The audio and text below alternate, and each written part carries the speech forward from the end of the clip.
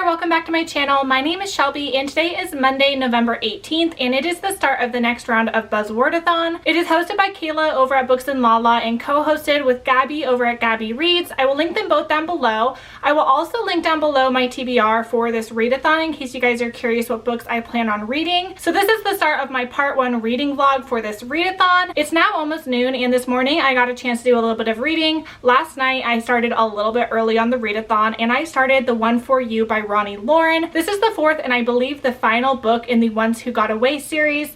I absolutely have loved every book in this series, and this one comes out the end of December and I was really lucky to get an arc of it. And this follows a group of women who 14 years ago survived a school shooting in a small town in Texas called Long Acre. A documentary was made about the school shooting, and when that was made it kind of brought these girls back together and reunited their friendship, and all of them are grieving with the shooting in their own way and they have each other to lean on. And like I said, it's been 14 years since that shooting. And this particular book is following our two main characters, Ash and Kincaid. And Kincaid is one of the girls who survived the shooting. And at the time, her boyfriend actually died in the shooting. And ever since, she hasn't really been able to move on. But her best friend, Ash, he actually survived as well. And they had some sort of falling out after the shooting. He moved away to New York to become a writer. And now he's a published author. And she stayed in their hometown and now she's a real estate agent. But recently, Ash got dumped by his fiance, and so he comes back to Long Acre to try and get some writing inspiration and some time alone. And basically they encounter each other again, and they both have this favorite bookstore in town, and it's owned by this elderly couple, and that couple had a son named Graham, and that was Kincaid's boyfriend that died in the shooting. And so she's really connected to this family, and the family wants to sell the shop, which is really sentimental to them, and they ask Ash and Kincaid to fix it up together. And since Ash and Kincaid aren't really getting along at the moment, it's pretty awkward. But they want to call a truce and kind of do the shop together and kind of put the past behind them. And you can tell it's going to be a friends to lovers romance, but it has a little bit of a twist because they had a falling out, so they weren't friends the whole time. It's been like 14 years since they've really been friends. So that's kind of where we're at right now. I'm a little over 40% through, and I think the mass market is like 450 pages. So I still have quite a bit of reading to do, but so far I'm really enjoying it and I'm really excited to see where their romance goes. So yeah, that's all I really have to update you guys right now. So when I get some more reading in, I will come back and update you later. Okay, so it's a few hours later. It's now about 5 o'clock and I am now 75% through with The One For You by Ronnie Lauren. And I'm really enjoying this one, even though it is a little bit on the long side. I'm really enjoying the romance between Kincaid and Ash. They're having this kind of push and pull situation going on because they are now friends again, so they don't really want to ruin that friendship with a romance, but they don't want to deny the physical chemistry that is there. And it's a little bit of a hard situation because Kincaid never plans on leaving Long Acre. She really likes it there. She has her life there. She just bought an old rundown house to make a B&B, whereas Ash is only there temporarily and he plans to travel the world. He's not really the kind of person who wants to settle back down in Long Acre. He wants to travel the world and do all that type of stuff. So they're kind of having this conflict in regard to that, but I am enjoying the romance a lot. I don't think this will be my favorite book in the series, but I do really like it. So when I end up finishing this book, I will come back and update you later. Okay, so it is Tuesday, November 19th, and it is day number 2 of Buzzwordathon. And yesterday I finished The One For You by Ronnie Lauren, and I ended up really enjoying this one. It was a really good conclusion to this 4-part series. And if you're looking for something really emotional and a little bit heavier, I think you would really enjoy this series overall. So I ended up giving this one 4 stars. It wasn't my favorite in the series. I think that books like 3 and 1 might be my favorites, but I still did really enjoy it. I think that Kincaid was kind of a character that was hard to like. Ash definitely won my heart and I sympathized with him a lot, especially in regard to his unrequited love for Kincaid as a teen. And I think that Kincaid took a lot longer to warm up to, but at the end I ended up really liking her character. It just took longer for me to get there. So like I said, I gave it 4 stars and I really liked it. And then last night I started an ebook copy of 3 Women by Lisa Taddeo. And this one is a nonfiction story about 3 different women over a long period of time and their sex lives. And this is told in kind of a really unique way. So the introduction was basically Lisa Taddeo giving a story of her mother and kind of her life. And then we jump into alternating chapters of the 3 women. And the way that it's told, it almost seems like fiction. It doesn't really seem like nonfiction. And we're jumping around between these 3 women. There is Maggie. She is a 16-year-old girl and she's having an affair with her teacher. And then there is Lena, who is married to a man named Ed, and Ed does not want to kiss her or have sex with her. He is not like physically attracted to her at all. So she starts having an affair with a man who is also married and who she dated in high school.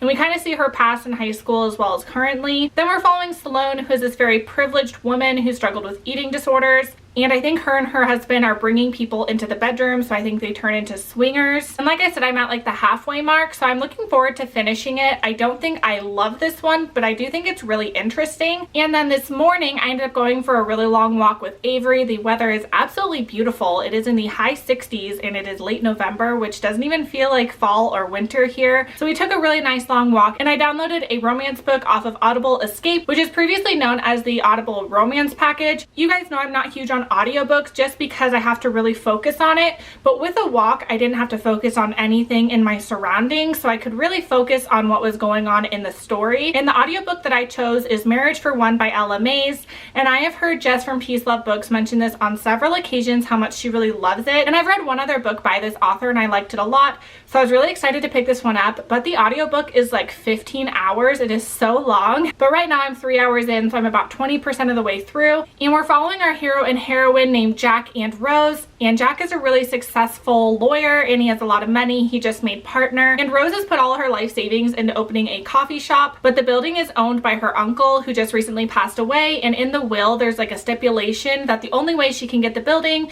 is if she's married. And when she goes to talk to a lawyer about the will, it ends up being Jack, and he offers to marry her. He needs a wife for functions for his work just to make himself look better, and he's really interested in that property, so he offers to marry her. And so they go into this fake marriage and she moves in with him, and it's really good so far. Like I said, I'm only 20% of the way in. Jack is one of those really brooding men who is really grumpy and never smiles, but he does a lot of really nice things for Rose, and Rose has a lot of personality and spunk, and I really like both of the main characters.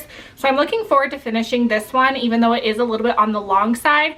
I think I'm also going to download the book on Kindle Unlimited so I can read it on my Kindle, because I think I can consume that faster than the audiobook. So I'm about to go put Avery down for a nap. She is a little bit fussy, and I'm going to do some reading while she sleeps, and I will come back and update you later. Okay, so it's a little after 5 p.m. and I've made progress in both of the books that I'm reading. I am now 75% done with Three Women by Lisa Taddeo, and I have been enjoying this book, but I do have some issues with it. I do think it's overly descriptive in all the different narratives of these women, and now I'm finding myself a little bit bored with each story, especially just how repetitive some of them are. And I have a little bit of nitpicky issues with the writing style. There are no quotation marks, so every time people have dialogue, it is not in quotations, and it's a little bit hard to keep up sometimes. But it is a fairly easy read. I don't read nonfiction too often, so it's a nice change for me, and I am enjoying it. It's just not something I'm loving. I'm really glad I didn't purchase a copy of this because I don't see myself rereading it, and I generally don't reread nonfiction because I'm going to get out of it what I want to get out of it, and I don't see myself picking it back up ever again. I plan on hopefully finishing this tonight, but if not, I will tomorrow. And the other book I'm reading, Marriage for One by Ella Mays, I am now 50% into it, and I'm really enjoying this one as well. It is definitely a slow burn romance. It is over 500 pages, and we have only gotten a couple minor kisses here and there, and a couple of those just happened right before the 50% mark. So it's definitely a slow burn romance. If you like those types of books, you probably would really like this one. Like I was saying, it's a fake marriage trope, and I really am liking that aspect of it. It's one of those situations where the hero and heroine are harboring feelings for each other, but they think that the other person is only in it for the convenience and just for show, but truly they both have feelings for each other, and that's kind of where we're at right now, and I am liking it. I do like our hero. I think he is really brooding, but he is a really sensitive guy as well. I think both of these characters are really great, and I'm really excited to see their romance kind of transpire and see them finally get together,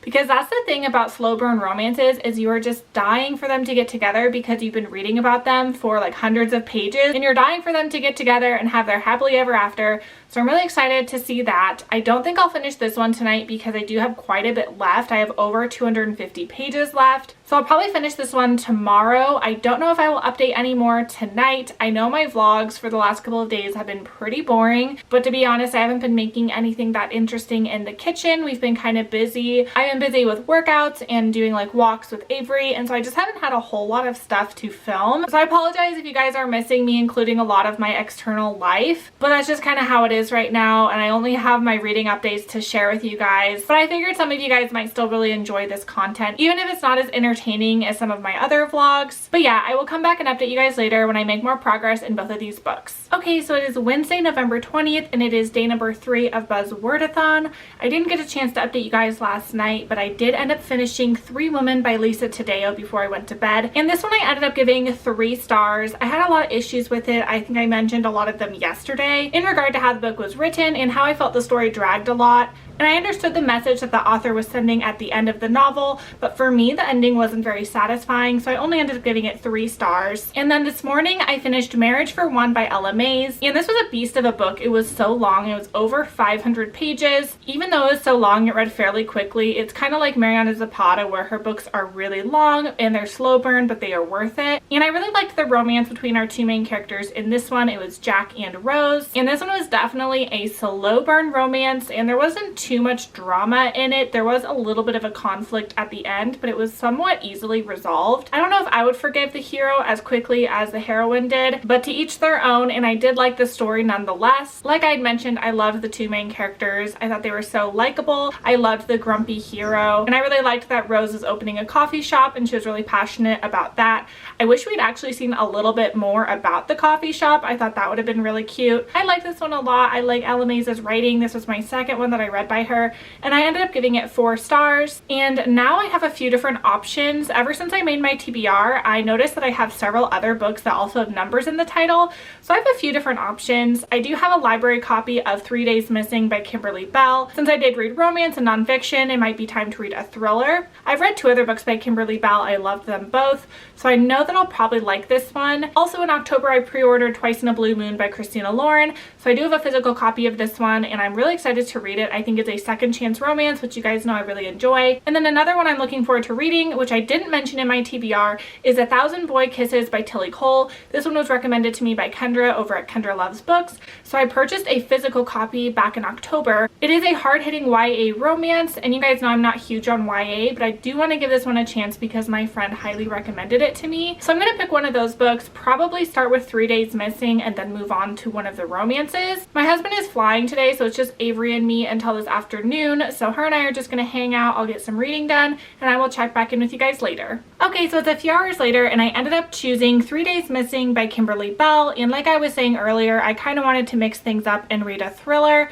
And this one is a very fast-paced read, just like her other books. The text on it is very large, and it is only like 330 pages with the large text. It's reading really fast. I'm already on page 200, so I know for a fact I'll be able to finish this tonight. This is about a mother named Kat, and she is recently divorced from her husband, and she has an 8-year-old son named Ethan who she sends away to sleepaway camp for her school. I think it's like some type of field trip in the woods, and she gets a knock on her door in the middle of the night, and the first night there at the camp, her son went missing. And I don't know about you guys, but I have a kid, and I could not imagine that happening to my child, and that is so terrifying. So we're following Kat and the police looking for Ethan, but we're also following Steph, who is the mayor's wife, and her son Sammy goes to school with Ethan, but he actually bullies Ethan, and he's very privileged and kind of a brat, and she gets an anonymous phone call saying that someone took her son. So it turns out the person who took Ethan meant to take Sammy, probably in connection to the mayor, but now the wrong son is taken and kidnapped, and that's kind of where we're at right now. And we know that Sammy is hiding some things from the trip. He's saying he doesn't know what happened to Ethan, but his mom Steph gets the feeling that he's not being truthful. And Kat's reputation is pretty bad. Her ex-husband was abusive and he abused her in public, and her reputation is kind of tarnished ever since, and so a lot of people are kind of talking poorly behind her back now that her son is missing and now that she's in the spotlight. Like I said, I'm 200 pages in, and right now I think Ethan has been gone for like a day and a half, and by the title it says 3 days missing, so I'm assuming there's like another day and a half before a child is found. I'm liking it. I'm not loving it as much as her other 2 books, but I am enjoying it. It's just not completely captivating my attention. So like I said, I'll finish it tonight, and when I do, I will come back and update you guys. Okay, so it is day number 4 of Buzzwordathon, and yesterday afternoon I ended up finishing 3 Days Missing by Kimberly Bell. This one was such a fast read. It only took me a couple couple of hours just because the text was so large, and it wasn't especially long either. I have to say, compared to the other 2 books I've read by this author, this one was such a letdown. I didn't find it that intriguing or compelling, and the ending didn't really wow me. So I ended up giving this one 3 stars. I do plan on reading more by this author because I like her writing,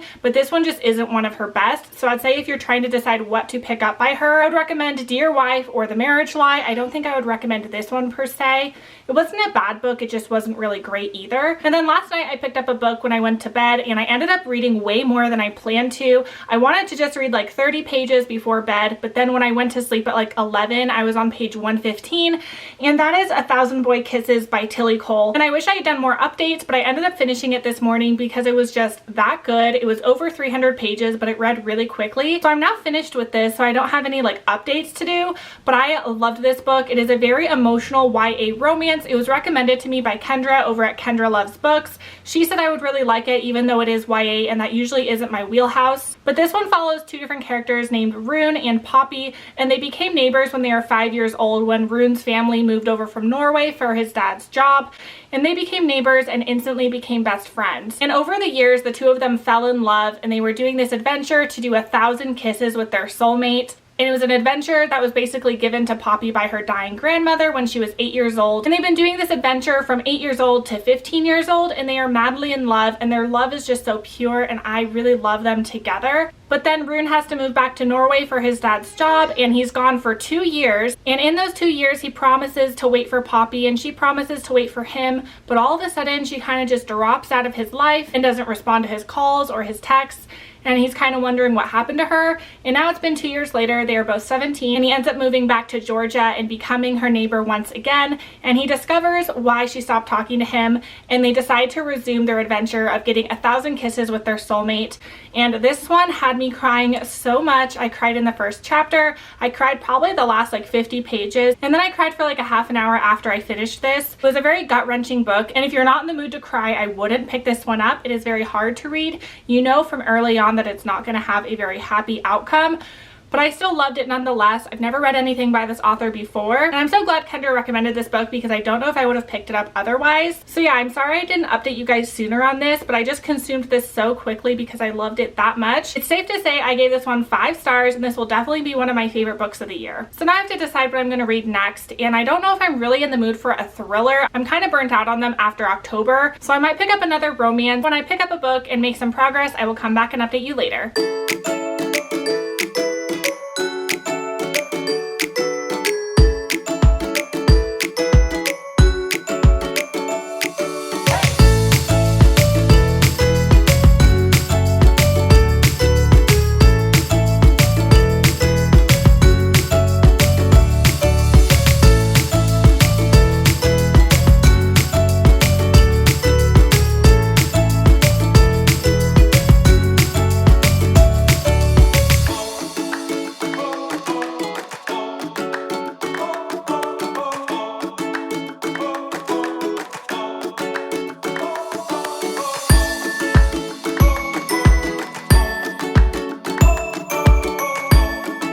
Show you guys what we're having for dinner. We are having some roasted broccoli and some marinated grilled chicken and some Checkers French fries. They're the ones that are in the frozen section that are in the checkered bag. We use the McCormick Grill Mates packets to marinate chicken, and it always ends up really flavorful. So yeah, that's what we're having for dinner. We've just been keeping it easy this week, and I just wanted to quickly show you what we were having. Okay, so it's later this evening, and as you saw, we had some dinner. I played with Avery, and it's been a pretty good night aside from the fact that I've had a really bad migraine, but I'm starting to feel a little bit better. Earlier, I started my next book. I started 3 Blind Dates by Megan Quinn. This one I got off of Kindle Unlimited. It wasn't on my TBR, but I just kind of wanted to read it. I'm really glad I picked it up though, because after reading such a sob fest of a book earlier today, I wanted something kind of funny and lighthearted, and this one is exactly that. I'm a little less than a third of the way through, so I'm not too far into it. I haven't had a ton of time to read this evening, but I'm really liking it. It's about a girl named Noelle, and she is a talk show host, and she doesn't really have much time to date. She hasn't had the best luck with dating, so she signs up for this blind dating app. It's basically run out of this restaurant, so the app meets people up and they end up going to dinner at this restaurant. And so she starts going on dates, and she goes on 3 dates in particular, but right now we are only in the middle of date number 2. The first guy is called The Suit, and he is a businessman. And the second guy is called the Rebel, and he rides a motorcycle and is a little more rebellious. But we haven't been introduced to date number 3 yet. Like I said, we're still in the middle of date number 2. So that's kind of where we're at right now. I'm really liking it. It's actually really funny. I've been laughing out loud at several points. So if you're looking for a cute romantic comedy, I think you guys would like this one. Since I have to edit and upload this vlog tonight, I think I'm going to end the vlog for the evening here. So I will see you guys tomorrow in my part 2 vlog.